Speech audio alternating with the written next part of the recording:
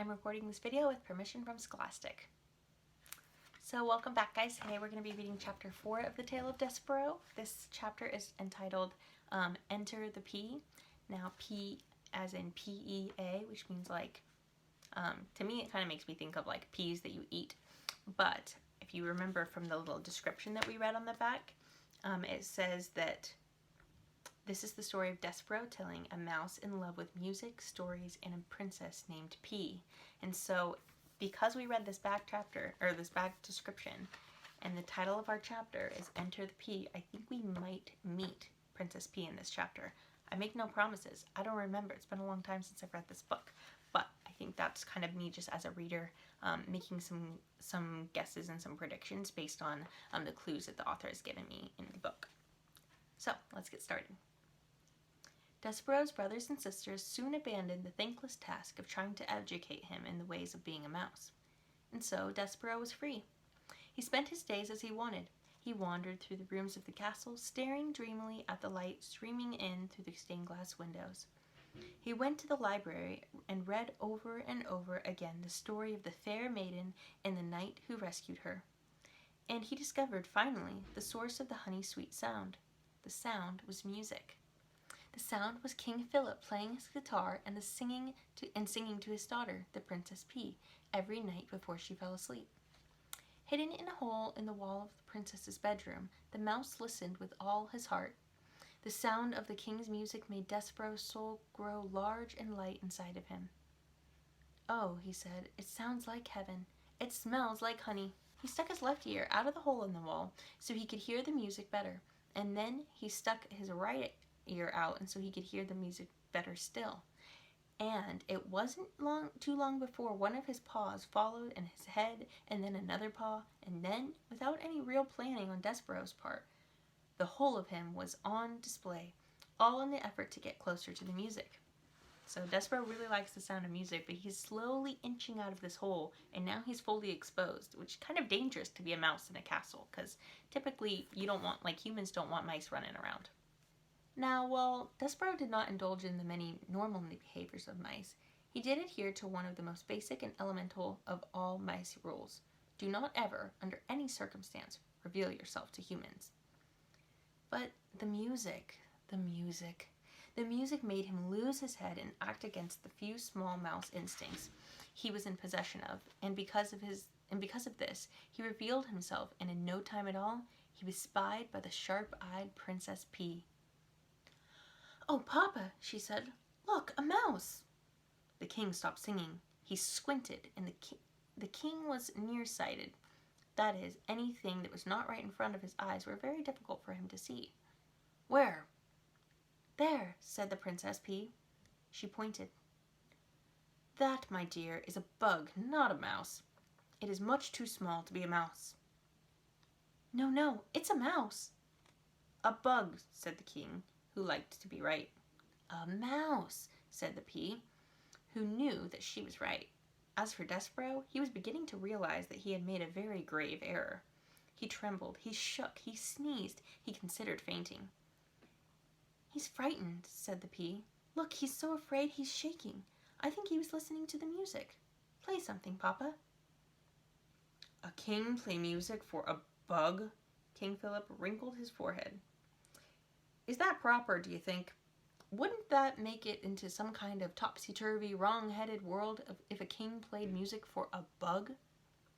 "Papa, I told you, he's a mouse," said the P. "Please."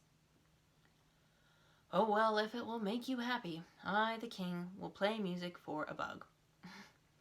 "A mouse," corrected the P. The king adjusted his heavy gold crown.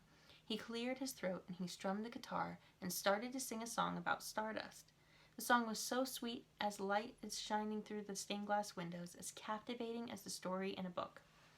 Despereaux forgot all his fear. He wanted to hear the music.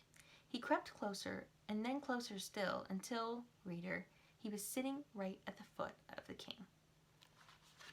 So notice at the very end of this chapter, the author does it again. She calls out the reader, she calls out us who's reading the story to make sure that we notice something. So I think that's very interesting. So we learn here that Despereaux is so intrigued by things that most of his brothers and sisters are not interested in music, but Despereaux just can't help himself. He's so intrigued with the sound of the music that he doesn't even use his brain to think about how it might be dangerous if he exposes himself, because a lot of times humans don't want mice in a castle. They would want to kill him or something. And like, Despereaux is just so consumed by the music that he doesn't even think about that. And we also learned, we did get introduced to Princess P, and she doesn't want to harm him at first. She just wants to play music for him. So I want you to make a prediction. I'm going to read another chapter today because these chapters, 4 and 5 are pretty short. So I was going to read 4, and now we're going to read chapter 5. Chapter 5, What Furlough Saw. Remember, Furlough is one of Despereaux's brothers. The Princess P looked down at Despereaux.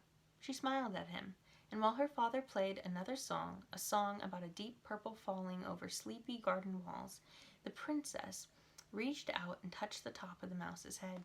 Despereaux stared up at her in wonder. P, he decided, looked just like the picture of the fair maiden in the book in the library.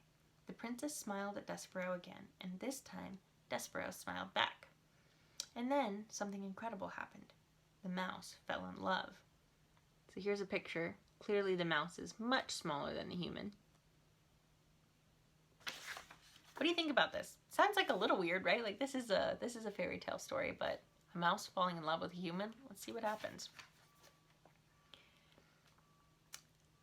Oh, look. Hey guys, that was a good prediction. Let's read what the author said. I didn't even know she was going to say this. Reader, you may ask this question. In fact, you must ask this question. Is it ridiculous for a very small, sickly, big-eared mouse to fall in love with a beautiful human princess named P? The answer is yes. Of course it's ridiculous. Love is ridiculous. But love is also wonderful and powerful, and Despereaux's love for the Princess P would prove, in time, to be all of those things: powerful, wonderful, and ridiculous. You're so sweet, said the princess to Despereaux. You're so tiny. As Despereaux looked at her adoringly, Furlough happened to scurry past the princess's room, moving his head from left to right, back and forth. Cripes, said Furlough. He stopped. He stared into the princess's room. His whiskers became as tight as bowstrings. What Furlough saw was Despereaux Tilling sitting at the foot of the king. What Furlough saw was the princess touching the top of his brother's head. Cripes, shouted Furlough again. Oh, Cripes, he's nuts. He's a goner. And executing a classic scurry, Furlough went off to tell his father, Lester Tilling, the terrible, unbelievable news of what he had just seen. So yeah, now we just learned that Despereaux might be not in trouble with the P because Princess P seems to like him, but his father, on the other hand, probably will not like it. So I want you to think about what's going to happen. Do you think Despereaux's going to escape? Do you think he's going to go off with Princess P? Do you think he's going to get in trouble with his father? Make a prediction for next time, and I'll see you guys in our next video. Bye!